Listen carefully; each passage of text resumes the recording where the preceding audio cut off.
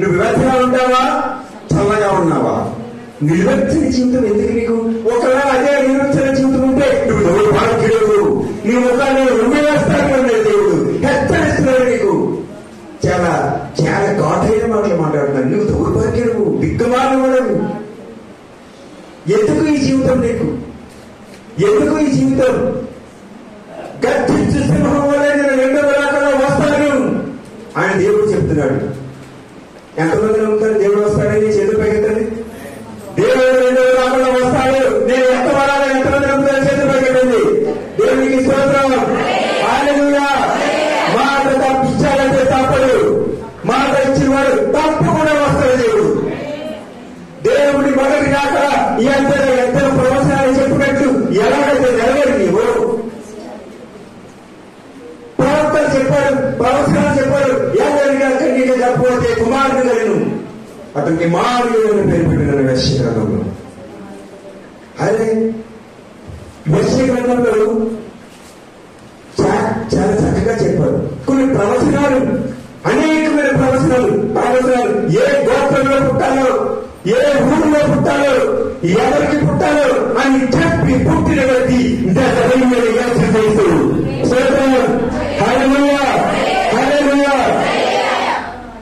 ఎవరు చెప్పారండి పలానా వ్యక్తికి నేను పుట్టానని? ఆయన పలానా భూమిని పుట్టబోతుందని చెప్పి పుట్టిన వాడు ఉన్నారా? పలానా గోత్రంలో పుట్టాలని చెప్పిన వాడు ఉన్నారా? పుట్టిన వాడు ఉన్నారు. ఒకే ఒకరు, ఆయనే జీవము కలిగిన నజరేయుడైన యేసుక్రీస్తు. హల్లెలూయా. ఇన్ని నమ్మాయి, ఇన్ని జరిగినవి కదా, మరి ఎందుకు నువ్వు నిర్లక్ష్య జీవితం? దేవుడు రెండవ రాకడలో వస్తున్నాడు, సిద్ధపడు. నిర్లక్ష్య జీవితం వదిలిపెట్టు. ఆశ పట్టుకునేటువంటి బ్రతుకు నీకు బ్రతకద్దు. ఒకసారి దేవుడిలో బ్రతుకుతూ, ఒకసారి అవకాశంలో బ్రతుకునేటువంటి బ్రతుకు నీకు వద్దు. హెచ్చరికలు చేస్తున్నాడు. రెండవ రాకడలో నేను వస్తున్నాను, సంగమా సిద్ధపడండి. నేను వస్తున్నాను సంగమా సిద్ధపడండి.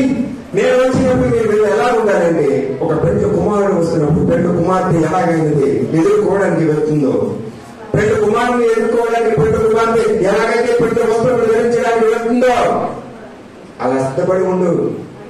అప్పుడు ఆయనతో లేకపోతావు, ఎంత పెడతావు? అటువంటి గుంపులు ఉండాలి. 10 మంది కన్యకలు ఉన్నారు, 5 మంది కన్యకలు బుద్ధి లేని వారు ఉన్నారు, 5 మంది కన్యకలు బుద్ధి కలవారు ఉన్నారు. ఒకరు నూనె సమృద్ధిగా పట్టుకెళ్లారు, ఒకరు పట్టుకెళ్ళలేదు. అయిపోయింది నూనె, మీకు వచ్చి మాకు నూనె ఇవ్వండి అని అడిగారు. ఇవ్వలేదు. కొట్టుకాడికి వెళ్ళి తెచ్చుకోమన్నారు. ఈలో పెళ్లి కుమారుడు వచ్చాడు, వెళ్ళిపోయాడు. తలుపులు వేసేశారు. ఇలా వచ్చారు, తలుపులు కొట్టారు, తీయలేదు. మీకు ఆ జీవితం కావాలా? అమ్మా మీకు ఆ జీవితం కావాలా? తల్లి ఆ జీవితం కావాలా? బుద్ధి లేని కన్యకలు ఉండదు తల్లి, బుద్ధిగా కన్యకలోనే ఉండండి. అమ్మా మీ జీవితంలో మార్పు కావాలి. ఈ ఉపవాస కూడుకుతో మీ జీవితాన్ని మార్చుకోవాలమ్మా. ఈ ఉపవాస కూడుకుతో మీరు వెలిగించిన జ్యోతిలో ప్రకాశించగలగాలి. ఇప్పుడు వరకు మీ వెలుగు, మీ జ్యోతి ఆరిపోయిందేమో, ఇప్పుడు వరకు మీ దీపం మీ కుటుంబంలో ఆరిపోయిందేమో, ఇప్పుడు వరకు మీ వెలుగు లేదో మీ కుటుంబంలో. ఈ ఉపవాస ప్రాంతం మీద ప్రకాశవంతంగా మారాలి మీ జీవితం, ప్రకాశవంతంగా మారాలి మీ జీవితం. తండ్రి రాష్ట్ర జీవితంలో వద్దు, ఈ వివేక జీవితంలో వద్దు. ప్రభువా అని ప్రార్థన చేస్తే దేవుడు మీకు తప్పకుండా సహాయం చేస్తాడమ్మా. తప్పకుండా సహాయం చేసే వాళ్ళు ఆయన సిద్ధంగా ఉన్నాడు మీకోసం. ఆయన దేవుడు చూస్తున్నాడు. నా ప్రియుడా, నా ప్రియురాలా, సిద్ధంగా ఉన్నావా? సిద్ధంగా ఉన్నాడు. బాధపడుతున్నాడు ఆయన. ఒకవేళ నేను ఇంకా అలాగే ఉంటాను, ఇంకా నేను అదే జీవితంలో కొనసాగుతాను, లేదు నేను అలాగే బతుకుతాను అంటావా? దేవుడు చెప్తున్నాడు, నేను రెండవ రాకడలో గర్జించి సింహంగా వస్తాను. అయ్యో నీకు శ్రమ, అయ్యో నీకు శ్రమ, అమ్మా నీకు శ్రమ. దేవుడు వస్తే మానవచ్చిపోతాడమ్మా, మానవచ్చిపోతుంది. దేవుడు సూచనలు ఎన్నో జరుగుతున్నాయి. దేవుడు అద్భుతాలు, రాజ్యాలు వెళ్తున్నాయి. దేవుడు రాకడ ముందు కరువులు వస్తాయి, భూకంపాలు వస్తాయి, తెగులు వస్తాయి. భూకంపాలు చూస్తున్నాం, తెగులు చూస్తున్నాం. మనం అనేకమైన తెలుగు చదువులను ఎన్ని ఇబ్బందులు పడ్డామో చూసాం. అన్ని వచ్చేస్తున్నాయి. ఆయన చెప్పింది తూచా తప్పకుండా ప్రతిదీ వస్తుంది. నువ్వు ఒక్కడే ఉన్నావు మారవలసిందంటే. ఇక నువ్వు ఒక్కడే మారాలమ్మా. మారవలసింది ఒక్కడే. దేవుడు చెప్పిన ప్రతిదీ సూచక్రియ జరుగుతుంది. దేవుడు చూస్తే ఆ సూచక్రియ ప్రతిదీ జరుగుతాడు. చంద్రుడు ఎదుపెక్కుతాడు ఉంది బైబిల్లో. నాసా మొన్న సైంటిస్ట్ చంద్రుడుంట ఒక ఎర్రటి ముద్ర కనుగొందంట. ఎర్రటి ముద్ర కలిగి ఉందంట. చూసారా? దేవుడి 2 రకాల బహు సమీపంగా ఉంది. ఇంకా నా జీవితం అలాగే ఉండాలి, ఒకవేళ నా జీవితం ఇంకా అలాగే ఉండాలి, ఒకవేళ అలాగే ఉంటే కనుక దేవుని ఉగ్రత దినం రాబోతుందమ్మా. ఏదో దినము రావాలని ఆశ పెట్టుకున్న వాళ్ళారా మీకు శ్రమ. దేవుని రెండవ రాకడ వస్తుంది అంటే సరిపోదు, ఆ విషయం తెలిస్తే సరిపోదు. దేవుడి రెండవ రాకడ బహు సమీపంగా ఉందండి అంటే సరిపోదు. మనం నడవడికి ఎలా ఉండాలంటే భగవంతుడిగా నడవాలి. ఆయన ఎదుర్కోవడానికి ధైర్యంగా సిద్ధపడాలి. ఆమోసు గ్రంథము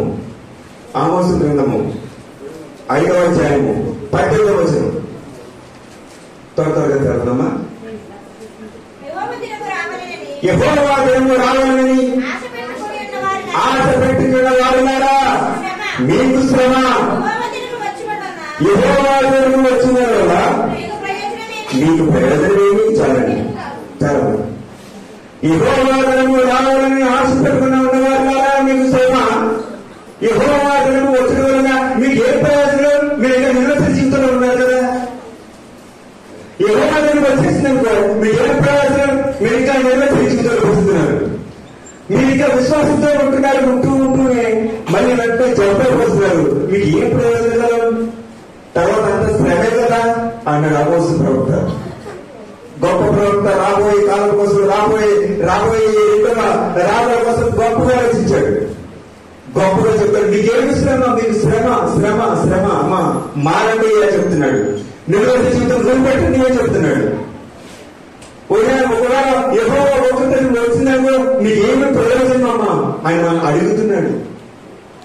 మన జీవితాన్ని ఒక్కొక్కసారి